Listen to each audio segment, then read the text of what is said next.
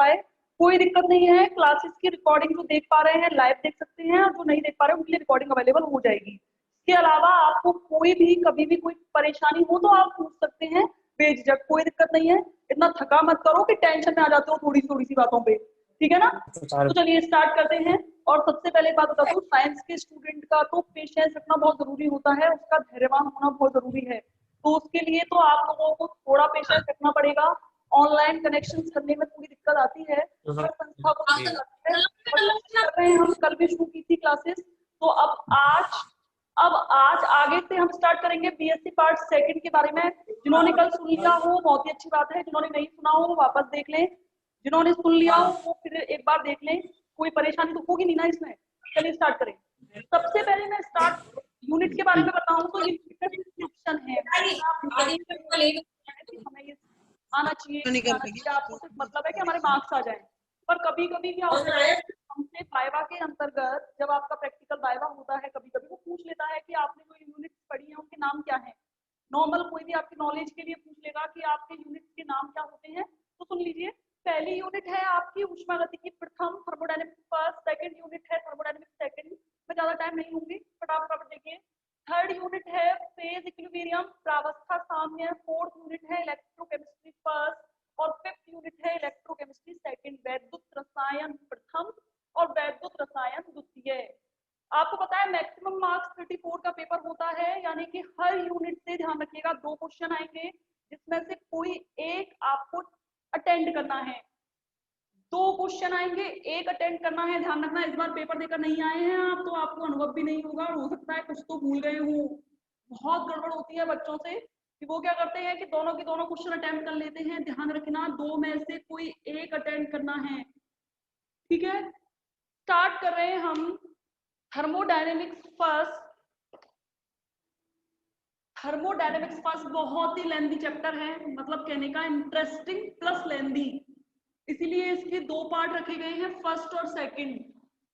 देखिए बहुत सिंपल से वे में हम बात करेंगे। थर्मोडायनेमिक्स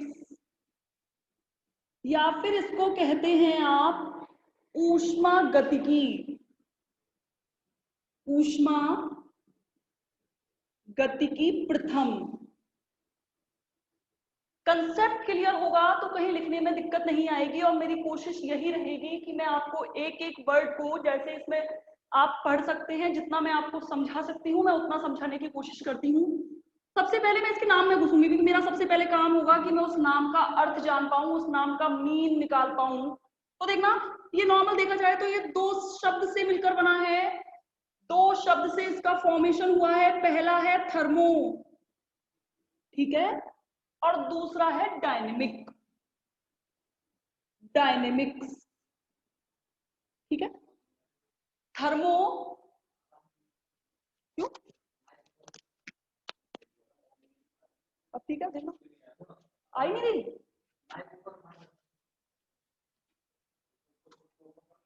स्विच को ऊपर करना है।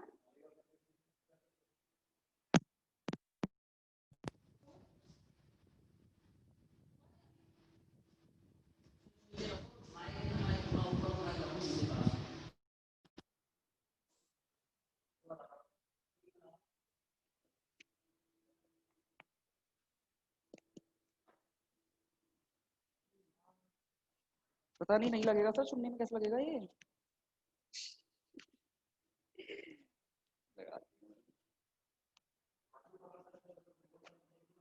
अब देखना, हेलो, अब आ रही है,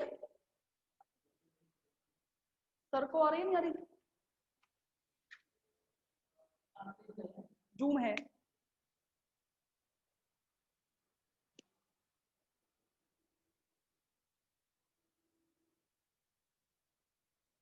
ज्वाइन कर चुके बच्चे, चल रही है आगे सर, ठीक है। देखना आगे, थोड़ा आवाज के डिस्टर्बेंस की वजह से वीडियो रोकनी पड़ी है, क्योंकि आवाज शायद नहीं आ पा रही थी आप तक। अब आ रही होगी आपको आवाज, ना आए तो बता देना, कोई दिक्कत नहीं है। अब आगे देखिए बात करेंगे। मैंने क्या बोला, थर्मोडायनेमिक्स 2 शब्द से मिलकर बना है, पहला है थर्मो और दूसरा है डायनेमिक्स।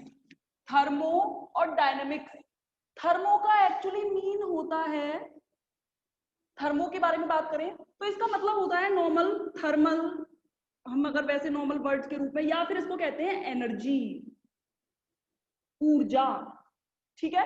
और डायनेमिक का मतलब होता है गतिक, यानी कि चलायमान। नॉर्मल जो चलता रहता है, चलायमान नॉर्मल, यानी कि जो भाग रहा है, दौड़ रहा है। एक्चुअली में साइंस के अंतर्गत हम केवल दो ही पार्ट पढ़ते हैं, पहला होता है आपका डायनेमिक्स और दूसरा होता है स्टैटिक्स।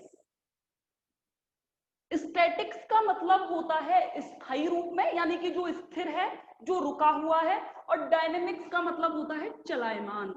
अब अगर मैं बात करूं, आप सोच रहे होंगे कि मैडम स्टैटिक्स और डायनेमिक्स के कुछ डिफरेंस बताइए आप। सबसे पहले बात करेंगे एनर्जी के बारे में। देखिए एनर्जी क्या है।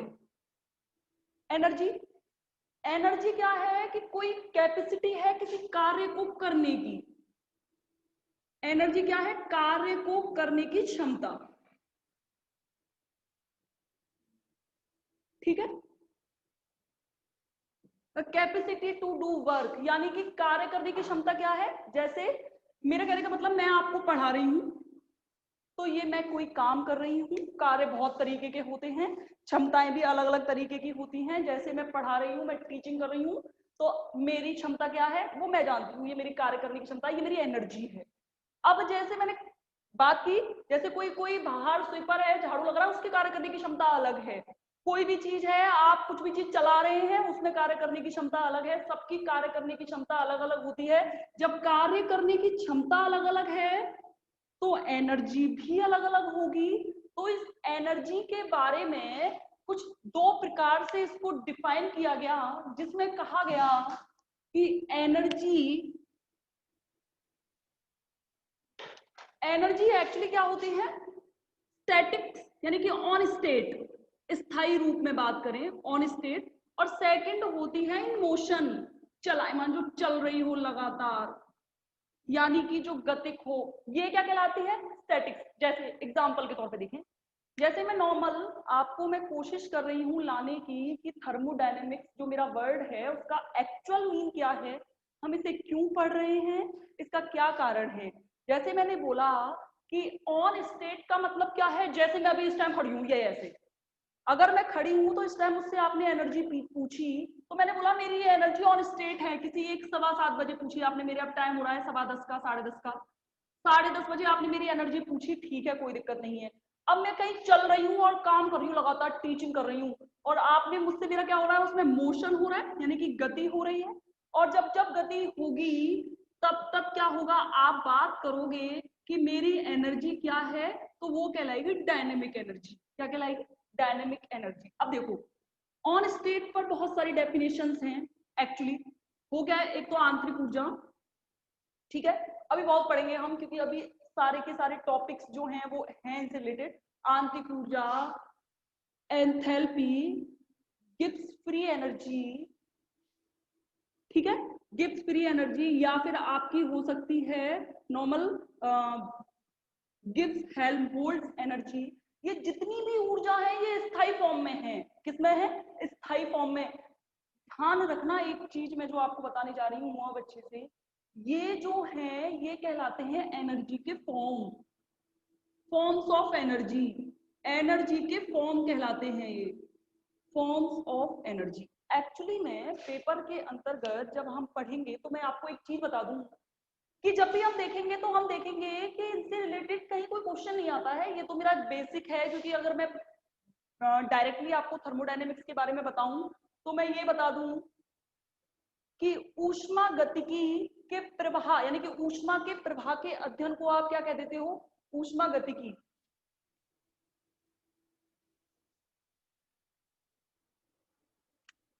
कैसे?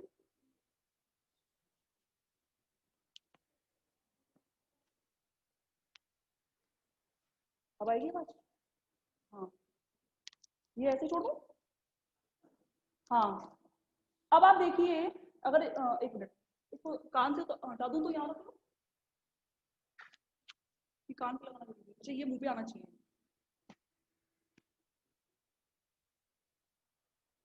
ऐसे। अब मैंने जैसे बात की इन स्टेट, यानी कि स्थायी एनर्जी के बारे में बात की, यानी कि स्थायित्व के फॉर्म में, तो मैंने क्या बोला, ये फॉर्म्स ऑफ एनर्जी, यानी कि ये ऊर्जा के रूप हैं, ऊर्जा के विभिन्न रूप हैं ये, यानी कि ये एनर्जी का दूसरा नाम है। क्या है? एनर्जी का दूसरा नाम। यानी कि ये क्या है, ये क्या है, पूरी तरीके से किसी के अंदर भरी हुई होती है। यानी कि कहने का मतलब मेरा क्या है कि उसमें पोटेंशियल ऑफ एनर्जी हो। यानी कि कहने का मतलब कि इसके अंतर्गत किसी यौगिक की हम बात करेंगे तो यौगिक के अंतर्गत बच्चों क्या होता है कि उसमें एनर्जी क्या है, पहले से ही निहित होती है। यानी कि उस वर्क को करने की पोटेंशियल जो होती है वो सब क्या है, फॉर्म्स ऑफ एनर्जी के अंतर्गत आती हैं, और हम ये स्थायी फॉर्म में बात करते हैं। इन मोशन में ये एक्चुअली ये होते हैं कि हम ऊर्जा को पहुंचाने के तरीके जो होते हैं, ऊर्जा को पहुंचाने के तरीके जो होते हैं, यानी कि मोड्स ऑफ एनर्जी, यानी कि जो मोड्स ऑफ एनर्जी होते हैं बच्चों, इस दुनिया में ध्यान रखना, मोड्स ऑफ एनर्जी दो ही प्रकार के होते हैं। दो ही तरीके से एनर्जी को हम तक, मुझ तक या आप तक पहुंचाया जा सकता है। पहला है वर्क और दूसरा है हीट। यानी कि मैं आपको सिंपल डेफिनेशन में बात करूं तो इस दुनिया में जो लेन देन, यानी कि जो व्यापार, एनर्जी के व्यापार के तरीके होंगे वो सिर्फ दो ही होंगे। या तो एनर्जी कार्य के रूप में आप तक आएगी या एनर्जी हीट के रूप में आप तक आएगी। इसके अलावा इस दुनिया में कोई और तरीका हो ही नहीं सकता। अब आपने कभी पढ़ा होगा हीट का मतलब क्या है, ऊष्मा।